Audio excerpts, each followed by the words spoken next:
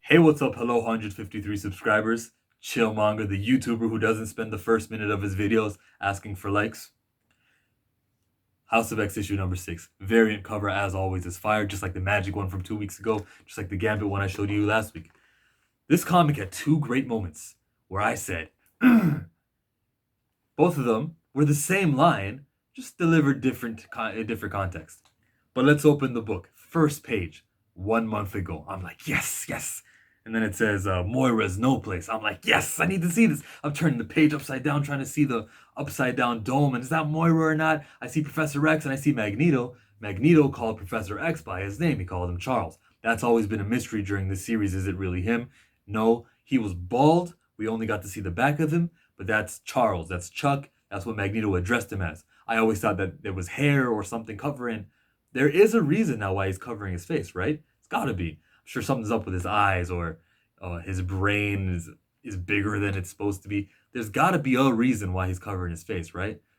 I say that, but if you're a Naruto fan and you watch Kakashi Sensei, then there's not always gonna be a reason why we cover our faces, but there's something up with this one, with Professor X.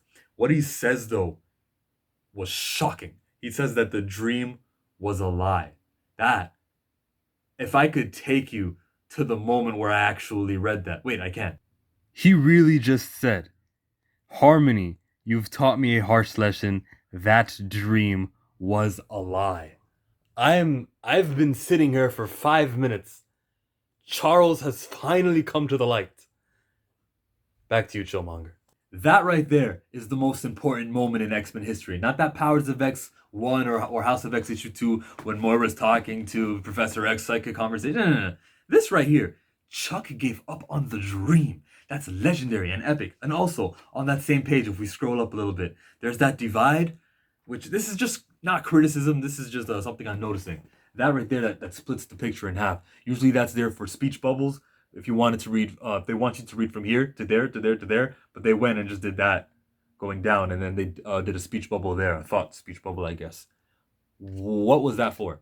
Again, I'm not criticizing, I'm just curious. If you know the answer to that, of why artists would split it that way, I don't get it. Please help me if you do know, but continuing on with the comic, because that's really not that important. There was a second line, which also got me. Fuck, he did it again. That was your dream, and like mine, it was a lie. You broke Charles, humans. All you humans watching this video right now, you did this to Professor X. He has no chill. He told these human beings you were gonna go to sleep, believing the world is yours forever. That dream was also a goddamn lie. Yeah, it's the same words that he said earlier, just a page later, 2 pages after. And it was so much more meaningful. See that close up on Moira, because I thought of Moira and her 10 lives, and I'm like, you are totally right.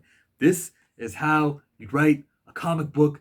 This is a natural progression of where the X-Men should be. Should have been there years ago, but it's due that they are at this place now. This is like if I was a writer, if I was a mutant.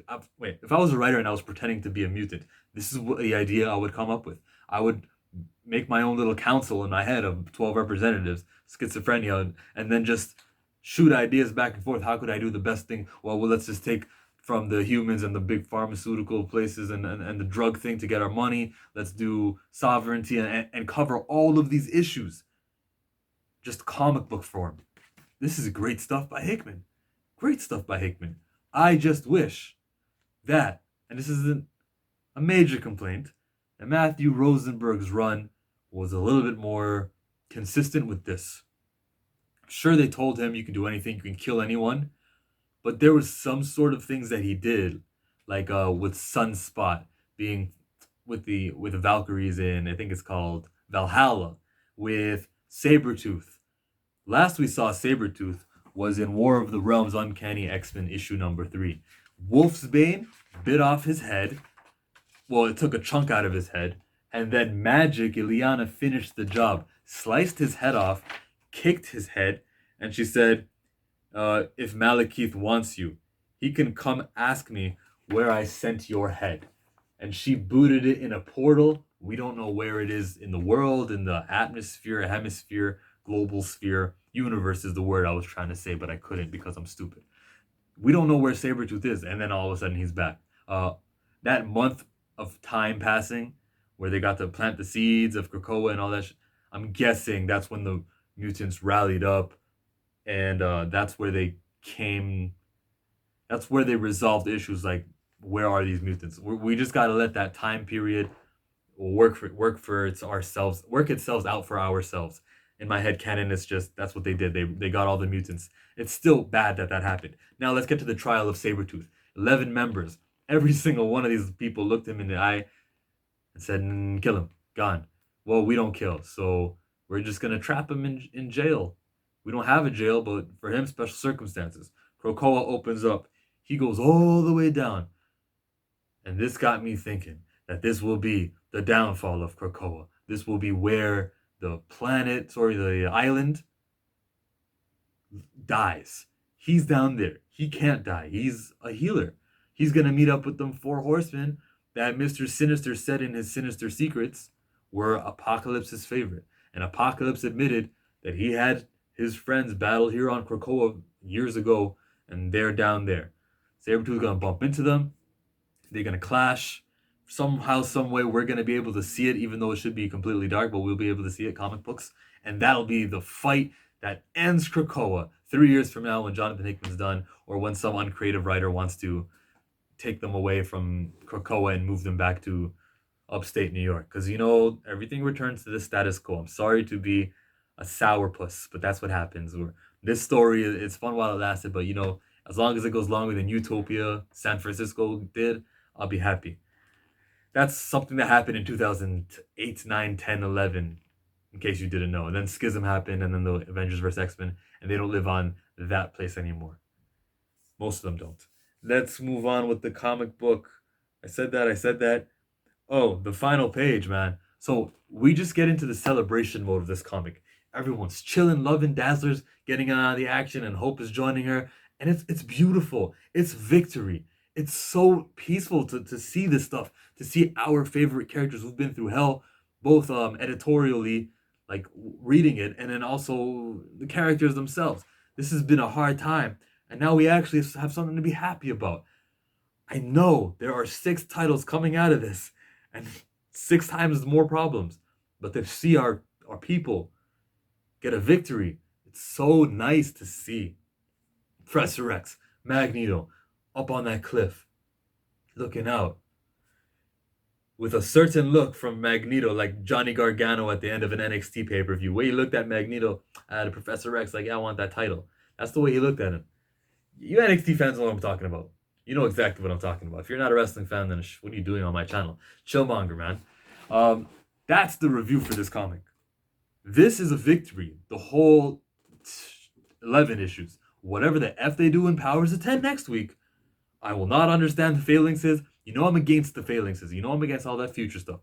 I can't see how it will matter to this story because it's over. We did it. Is it Life 6? That's got to be the answer, right? It's got to be Life 6. We'll find out that Moira lived her life all the way to year X3 1000, and she found out about the phalanxes, and some way, somehow, stopping the Nimrod in issue 4 that they did, stopping the Mother Mold, it ends the ability for phalanxes to happen. But I feel like Powers of 10 is a full money grab, story being stretched out, and I would love to eat my words next week. Jonathan Hickman just says, yo, Chillmonger, shut up. Trust me in what I'm doing. All right. Hickman can do that to me. I'll come here and I'll apologize. Will it happen? It's a red underlined issue. You never know. It could very much happen. Could very well happen. Is there anything I'm forgetting from the last pages? They just killed it with the last pages. Here's the last quote at the end. Just look at what we have made, says Magneto. First page also had one of those quotes. Again, that's just filling pages because the book costs $4.99. Is what we have perfect? No, what is? But it's a start and a good one, Professor X. Those things are not profound to me. I do not get off on them. I just got to get that out there. There is a reviewer, Will DeBeard Reviews. He reads that and it does something to him, and he actually reacts to it. But it's not like that for me. I just feel like it's a waste of a page, and I never recall the line in the beginning of the book or the back of the book while I'm reading. You know what? I just said it about 30 seconds ago. I completely forgot what they both said. You forgot too. Don't lie. You forgot exactly what they said too. What Magneto said at the back of the book and Professor X said at the beginning. I don't find any value in it. Regardless, what I do want you to remember is to subscribe to my channel. See, it's the end of the video. This is where we ask for subscriptions and likes and all that good stuff. You've seen what I have to say. 11 issues now for 11 weeks. If you don't know, if you're not subscribed already, what are you waiting for? Why are we pretending? Don't be a Wanda Maximoff and subscribe to my channel. Easy as that. Leave a like if you made it to the end. I do reviews every single Wednesday, Thursday. Check my library. I've been doing it since January. I'm the go-to place for a spoiler conversation after your favorite comic book, especially X-Men.